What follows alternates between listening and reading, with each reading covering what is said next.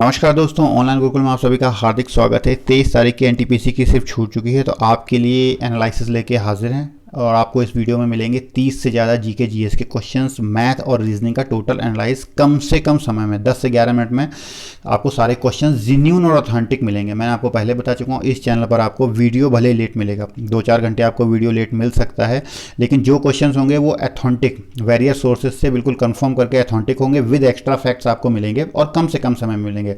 तो चलिए बिना कोई समय बर्बाद किए स्टार्ट करते हैं। एक क्वेश्चन आपका था, भीमराव अंबेडकर एयरपोर्ट कहाँ पर स्थित है? तो आपका भीमराव अंबेडकर एयरपोर्ट है वो आपका नागपुर में स्थित है। कहाँ? नागपुर में स्थित है। और ये नागपुर आपका कहाँ पड़ता है? ये आपका पड़ता है महाराष्ट्र में। कहाँ? महाराष्ट्र में पड़ता है। महाराष्ट्र के अगर चीफ मिनिस्टर की बात की जाए तो कौन है आपके? उद्धव ठाकरे महाराष्ट्र के चीफ मिनिस्टर हैं। अच्छा, नेक्स्ट क्वेश्चन की अगर बात कर ली जाएगी, फीफा वर्ल्ड कप जो आपका है वो फीफा वर्ल्ड कप आपका 2022 का आयोजन कहाँ होगा? ठीक है, तो फीफा वर्ल्ड कप 2022 का आपका आयोजन होगा वो कतर में होगा। कहाँ पर? कतर में आपका आयोजन होगा। एक क्वेश्चन था आपका कि अकबर के साथ में अहमदनगर में किस रानी के साथ युद्ध हुआ? ठीक है, अहमदनगर में अकबर के साथ में किस भारतीय रानी के साथ में युद्ध हुआ था? तो वो रानी दुर्गावती के साथ में युद्ध हुआ था, दुर्गावती के साथ में। एक चीज़ मैं आपको बताऊँ, क्वेश्चन ये शॉर्ट फॉर्म में आपके सामने है, क्वेश्चन थोड़ा घुमा के और ट्विस्ट लैंग्वेज में पूछे जा रहे हैं, एग्जैक्टली नहीं है, क्योंकि अगर आप मेरे वीडियो को फॉलो कर रहे होगे तो मैं हर वीडियो में आपको ये बात बताता हूँ कि क्वेश्चन घुमा फिरा के पूछे जा रहे हैं। जैसे एक क्वेश्चन मैं आपको बताता हूँ कि आधार में यूआईडीआई का फुल फॉर्म नहीं पूछा गया, तो उन्होंने ये पूछा था कि हाँ, हम लोग के पास में एक आईडी कार्ड होता है जिसमें 12 डिजिट का नंबर होता है, तो वो आईडी कार्ड कौन सी संस्था बनाती है? तो सबसे पहले आपको ये पता होना चाहिए कि आधार के अंदर 12 डिजिट होते हैं, उसके बाद आपको पता होना चाहिए कि यूआईडीआई उनको बनाती है। तो इस प्रकार से घुमा के सवाल पूछे जा रहे हैं, एकदम एग्जैक्टली नहीं पूछे जाते सवाल।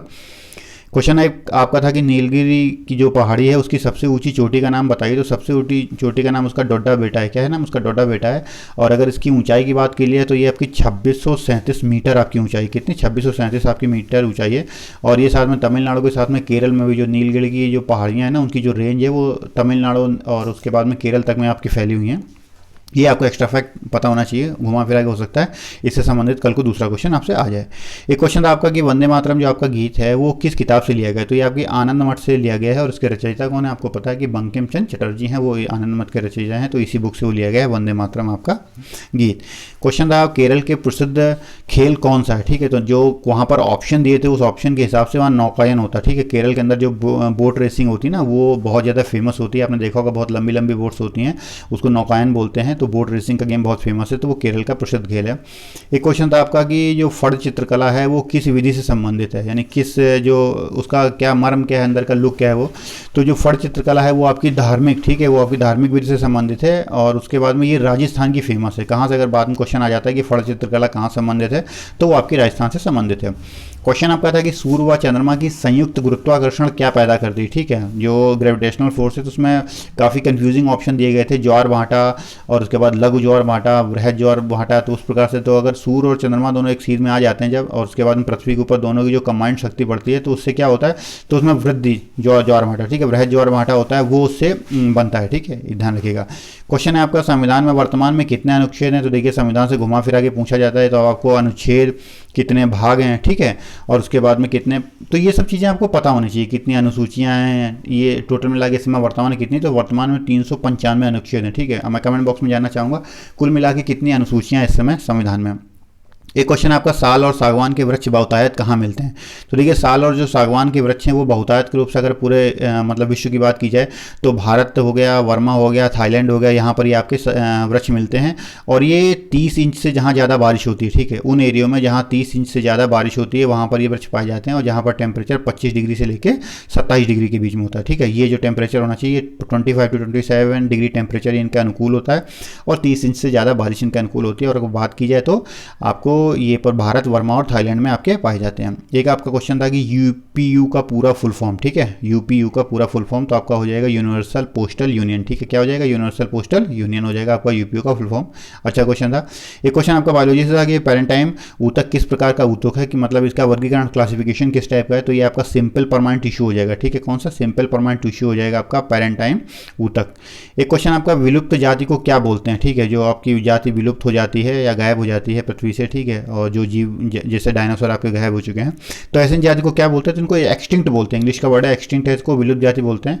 एक एडिशनल फैक्ट आपको बता देता हूँ, एक रेड डाटा बुक का आपने नाम सुना होगा, जिसके अंदर वे जातियाँ वो या वो स्पीसीज जो डेंजर में या जो खतरे में, जिनको घोषित कर रखा वैज्ञानिकों ने कि ये भी विलुप्त हो सकती है, उनको उनका जो कलेक्शन होता है या उनका जो एंट्री होती है वो रेड डाटा बुक में होती है।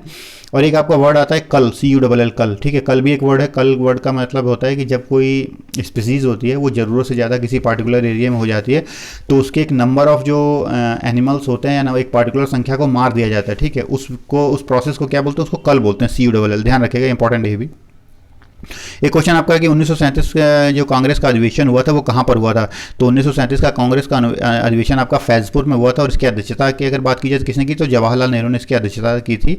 तो बहुत कांग्रेस के अधिवेशन से शायद मैंने हर शिफ्ट में एक या दो क्वेश्चन देखा, डेफिनेटली हर शिफ्ट में घुमा फिरा के किसी ना किसी तरीके से पूछा जाता है। एक क्वेश्चन आपका था कंप्यूटर से, एक निबल कितने के बराबर होता है, तो एक निबल आपका 4 बिट्स के बराबर होता है, बाइट नहीं होता, यहाँ बिट होता है, ध्यान रखिएगा। और 8 बिट किसके बराबर होता है, 1 बाइट के बराबर होता है, ठीक है, ठीक है, ये ध्यान रखिएगा। एक निबल 4 बिट के बराबर होता है, बिट और बाइट में डिफरेंस होता है, कंफ्यूज मत होइएगा। और उसके बाद में 8 बिट मिलाकर 1 बाइट का निर्माण करते हैं, ठीक है। जब उसके बाद में बाइट किलो बाइट में होता है, किलो बाइट में MB में होता है, MB GB में होता है, GB किस में होता है, GB आपका TB में होता है, TB किस में होता है, PB यानी पेटाबाइट में होता है। एक क्वेश्चन आपका प्रकाश संश्लेषण में क्या क्या जरूरी होता है, तो प्रकाश संश्लेषण में ऑप्शन मुझे एग्जैक्टली नहीं मिल पाए, वैसे कार्बन डाइऑक्साइड की आवश्यकता होती है, जल की आवश्यकता होती है, और सनलाइट यानी सूर्य के प्रकाश की आवश्यकता होती है।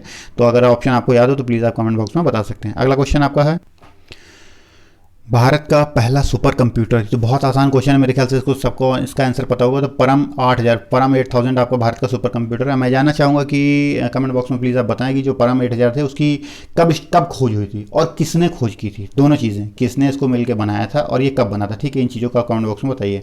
एक क्वेश्चन आपका था कि CSIR का फुल फॉर्म क्या होता है, तो CSIR का फुल फॉर्म आपका होता है council of scientific and industrial research, ठीक है, ये आपका CSIR का फुल फॉर्म होता है।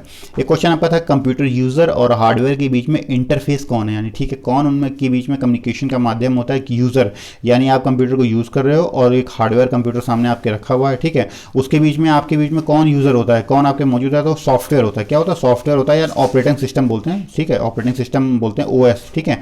उसके बाद ऑपरेटिंग सिस्टम के मान लीजिए ये भी पूछा गया था, इनमें से कौन सा ऑपरेटिंग सिस्टम, ये पहले घुमा फिरा पूछा जा चुका है। तो एप्पल का कौन सा होता है, एप्पल का मैक होता है, कौन सा मैक होता है, और माइक्रोसॉफ्ट का कौन होता है, विंडोज़। इस समय लेटेस्ट कौन सा चल रहा है, विंडो 10, ठीक है, ये चीज़ को ध्यान रखिएगा आप, ठीक है। तो अपना माइक्रोसॉफ्ट का विंडोज़ है, एप्पल का मैक है, और ये क्या है, ऑपरेटिंग सिस्टम के उदाहरण है। एक क्वेश्चन आपका केशवानंद बनाम केरल सरकार का निर्णय का मूल क्या है, ठीक है, यानी किस विषय के बारे में ये निर्णय आपका दिया गया है, ठीक है। तो ये आपका संविधान के मूल ढांचे में परिवर्तन से संबंधित आपका निर्णय था और बहुत फेमस निर्णय था। इसके अंदर सुप्रीम कोर्ट ने इस चीज़ को ये बताया कि केरल सरकार गई थी और उसके बाद में केशवानंद गए थे कि आप संविधान में परिवर्तन कर सकते हैं, बशर्ते उसकी शर्त ये है कि संविधान के मूल ढांचा, जो भी संविधान का मूल ढांचा जब शुरुआत में संविधान लिखा गया था उसमें परिवर्तन नहीं होना चाहिए, ठीक है। तो वो उससे संबंधित आपका निर्णय है और ये बहुत फेमस शख्सियत थी, इन्हीं के जो आपको शायद याद होगा 6 सितंबर, कब आपका 6 सितंबर सन 2020 यानी पिछले साल इनका निधन हुआ था। तो ये भी चर्चा में थे, तो शायद इस हिसाब से आपको उससे संबंधित क्वेश्चन पूछ दिया। 6 सितंबर 2020 को केरल में इनकी मृत्यु हो गई थी, ठीक है। तो ये बहुत ज़्यादा चर्चा में थे, तो काफ़ी महत्वपूर्ण निर्णय है और जिसने आगे जो कई निर्णयों के लिए नज़ीर पेश की कि आप कुछ भी परिवर्तन कर सकते हैं लेकिन संविधान का मूल ढांचा परिवर्तित नहीं होना चाहिए। तो उसका अधिकार संसद को भी नहीं, अगर संसद चाहे मूल ढांचे में परिवर्तन को तो वो भी नहीं कर सकती है। ये इस निर्णय के बाद में ये आपका स्थापित हुआ था। एक क्वेश्चन आपका है कि यूएनओ में कौन सा सिक्योरिटी काउंसिल का परमानेंट मेंबर नहीं है, तो सिक्योरिटी काउंसिल के परमानेंट मेंबर आपको पता होना चाहिए कौन है, UK, United kingdom, Russia, USA, United state of America, China और फ्रांस। ये आपके 5 हैं, 5 ये आपके सिक्योरिटी काउंसिल के परमानेंट मेंबर हैं। इनके पास वीटो पावर होती है और उसके बाद में टेम्परेरी मेंबर होते हैं जो 2-2 साल के लिए इलेक्ट होते हैं। कब, 2-2 साल के लिए इलेक्ट होते हैं। और भारत टेम्परेरी मेंबर दोबारा से चुना गया है और उसके बाद में 1 जनवरी सन 2021 से इसका 2 साल के लिए कार्यकाल स्टार्ट हो चुका है। ये आपको पता होना चाहिए। वर्तमान में भारत टेम्परेरी मेंबर है, इस चीज़ को आप ध्यान में रखिए। एक क्वेश्चन आपका, अरुणा आसफ अली ने तिरंगा कहाँ पर लहराया था, जो भारतीय स्वतंत्रता संग्राम था वहाँ पर। तो अरुणा आसफ अली ने तिरंगा आपका मुंबई में लहराया था और कहाँ पर, ग्वालियर टैंक मैदान है, ठीक है, ग्वालियर टैंक मैदान है ये, वहाँ पर इन्होंने अपना तिरंगा लहराया था, ठीक है, भारत छोड़ो आंदोलन के दौरान मुंबई में। एक क्वेश्चन है आपका कि सेंधा नमक का अयस्क का नाम क्या है, ठीक है, कौन सा ओर है जो रॉक सॉल्ट होता है उसका ओर का नाम क्या है, तो हेलाइट होता है, HALIT हेलाइट है, ये सेंधा नमक के अयस्क का नाम है। ये क्वेश्चन देखिए घुमा के फिर पूछ दिया, सेम वही क्वेश्चन है लेकिन थोड़ा घुमा के पूछना था। पहले आपका क्वेश्चन एक पूछा गया था कि जो द्वितीय पंचवर्षीय योजना है वो किसके मॉडल पर आधारित है, तो पीसी महालनोबिस के मॉडल पर आपके आधारित है। लेकिन अब की बार क्वेश्चन क्या पूछ दिया कि पीसी महालनोबिस के मॉडल पर कौन सी पंचवर्षीय योजना है। तो देखिए ये द्वितीय है, उसको घुमा के वैसे पूछा है। तो क्वेश्चन घुमा घुमा के आपसे पूछे जा रहे हैं, आपको थोड़ा सा टिपिकल लग सकता है, ठीक है। इतनी सिंपल लैंग्वेज नहीं है जितनी लैंग्वेज में हमने क्वेश्चन आपको बताए हैं, थोड़ा घुमा घुमा के। अच्छा, ये द्वितीय पंचवर्षीय योजना की बात की जाए तो कब से कब थे, तो ये आपको पता होना चाहिए 1956 से लेके, काफ़ी इंपॉर्टेंट है ये। 1961 है, ये बार बार आया तो क्वेश्चन हो सकता है, अभी ड्यूरेशन पूछ लीजिए। अगर स्टार्टिंग की जाए तो 1951 से पंचवर्षीय योजना स्टार्ट हुई थी। अगर समाप्त की भी बात की जाए तो सन 2017 में पंचवर्षीय योजना समाप्त हो गई, और वो कौन सी थी, 12वीं पंचवर्षीय योजना थी जो अंतिम थी, समाप्त हो गई। उसके बाद में 2015 से नीति आयोग की स्थापना की। नीति आयोग कोई आयोग नहीं, ये थिंक टैंक है क्या, जिसके चेयरमैन कौन है, चेयरमैन आपके पीएम होते हैं, प्रधानमंत्री नरेंद्र मोदी वर्तमान में है। और उसके बाद सीईओ की बात की जाए तो अमिताभ कांत है इसके सीईओ। इतने फैक्ट आपको याद होना चाहिए। एक क्वेश्चन आपका गुजरात में तेल का कौन सा कुआं है, तो गुजरात में तेल के दो मुख्य कुएं हैं आपके, एक तो अकलेश्वर में है और एक कलोल में, ठीक है। यहाँ दो जगह पे यहाँ तेल का कुआं है जहाँ पर अपना डिगिंग करके क्रूड ऑयल का एक्सट्रैक्शन करते हैं। एक क्वेश्चन आपका कि 2019 में पेट्रोलियम पदार्थों के उत्पादन में द्वितीय स्थान पर कौन था। देखिए इसके पहले की शिफ्टों में पूछा गया था, 2017 का डाटा पूछा गया था कि सेम क्वेश्चन था कि, लेकिन वहाँ पर 2017 था, तो यहाँ 2019 में पूछा गया था। तो 2019 में यूएई है, यूनाइटेड अरब अमीरात है। तो मैं चाहूँगा कि आप इसकी कैपिटल की बात बताएं, कि कमेंट बॉक्स में बताएं कि यूएई की कैपिटल कौन है। तो ऐसे ही संबंधित आप 2017 का पूछ लिया है, 2019 का मान लीजिए, हो सकता है कि 2018 का डाटा आपसे पूछ ले, तो ये बराबर होते हैं, फ्लक्चुएट होते रहते हैं, कोई एक फिक्स नहीं होता, इस चीज़ को ध्यान रखिएगा। एक क्वेश्चन आपका था, बहुत अच्छा क्वेश्चन था कि अजंता की गुफाओं की चित्रकारी शैली क्या है, ठीक है। कौन सी शैली में जो चित्रकारी की गई है वो अजंता गुफाओं में की गई है, तो ये महाराष्ट्र में, इस चीज़ को ध्यान रखिएगा।